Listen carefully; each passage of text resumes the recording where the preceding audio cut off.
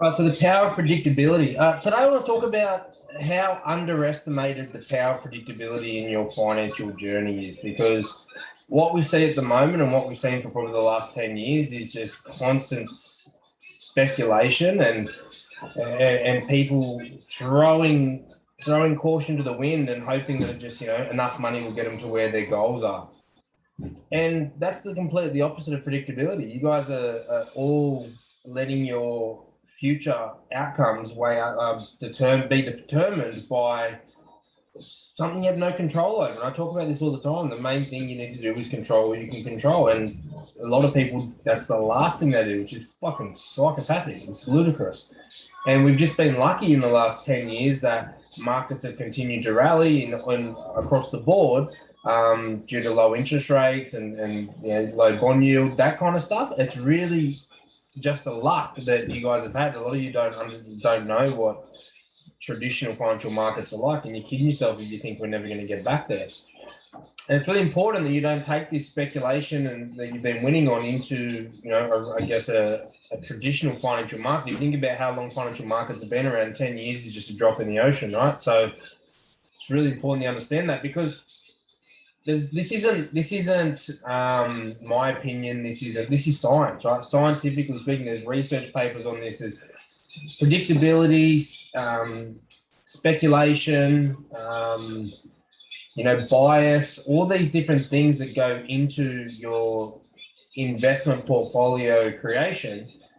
They all have formulas, right? They're all got formula basis behind them to determine what the likelihood of stuff is. And you're over here just thinking that you know more than anyone, and most of you watching this wouldn't even know that these are all formulas. Likelihood, your data, wow, that was real, baby. Data, your likelihood data, your bias, predictability, speculation. They all have formulas behind them to come up with what the best or least path of least resistance for investing is. And if you didn't even know that, then there's no chance you know what those formulas are or how to implement them.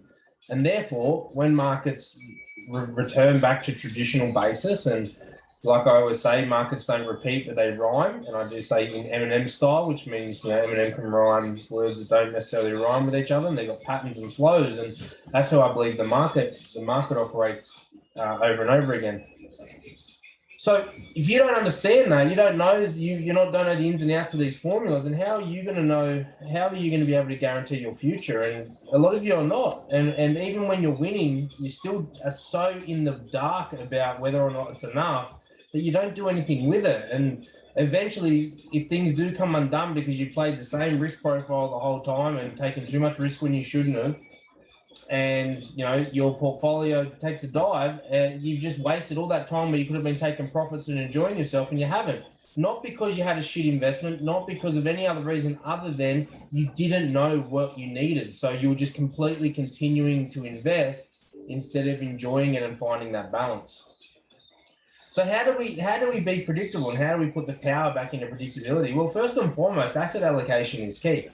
All those formulas go together to prove that overall asset allocation, so the weighting you have to each asset in the market, is more important over certain time frames, and can therefore predict a range of which your returns are going to fall in between. That is the most powerful prediction, right? That is the most common, the easiest thing for markets to predict, hence why passive investing is so easy to achieve your goals with. Now, we've got our own thoughts on active versus passive, that kind of thing. But for your general financial goal, that's what's important, is that asset allocation is what is key. Diversification, having a certain weight across certain assets, will ensure that long term you can relatively predict what your outcome is going to be. And this is why we use a core satellite approach. Our core is there to be weighted towards long-term asset allocations, there to make sure that we're on track to our goal. And then our satellites, or our alphas, are a little bit of an excessive risk play that we try and play in there, risk-adjusted returns, and we try and get in there to increase and outperform the market, right? That's the value we add to our clients. But predictability is key. If you can control everything that you can control, and you can relatively pinpoint within a range where your investments and where your outcomes are going to fall, that gives you a lot of flexibility and a lot of control over everything else you can do. You can set a range of how much money you need to set aside for each goal. You can set aside a range of time frames for how long you need to be in each goal. And that allows you to free up money. That allows you to free up time. That allows you to free up stuff to do other things with. And this is the key behind how we make sure that we can get our clients to look after their future while enjoy the present. It's not plucking random numbers out of the air. There's formulas behind it that give us a range to play with. And we know if we chuck a buffer on and at least cover those ranges, that's still going to leave us with money left over for them to enjoy the present. But when you're just putting all your money aside and you don't know and you're hoping, you create this unhappy hoping, right? You create this feeling that I'm hoping in the future I'm going to be okay. But because you haven't outlined the actual numbers and goals, that future's never going to come. It's always going to be, I could do a little bit more, I could hold off a little bit longer, and then you're going to die and you're not going to have enjoyed any of it. And vice versa, if you're not doing any of that and you're just spending your money day to day saying you're not going to live there, obviously you're going to have this anxiety at some point, realizing that it's all too late. Yeah.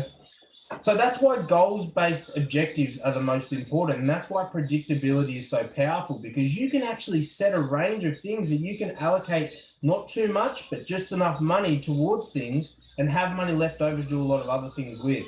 And that's why predictability is key. So if you're out there speculating and just hoping that you're going to make money, I guarantee you're not going to be happy. I guarantee you won't be happy. You can do what you're trying to do with a lot more precision and a lot more predictability if you take the time to either see a professional or learn what you need to learn and understand exactly what you need to do. So that's what I'm talking about today: predictability, the power of predictability, and why precision is key when looking at your financial objectives.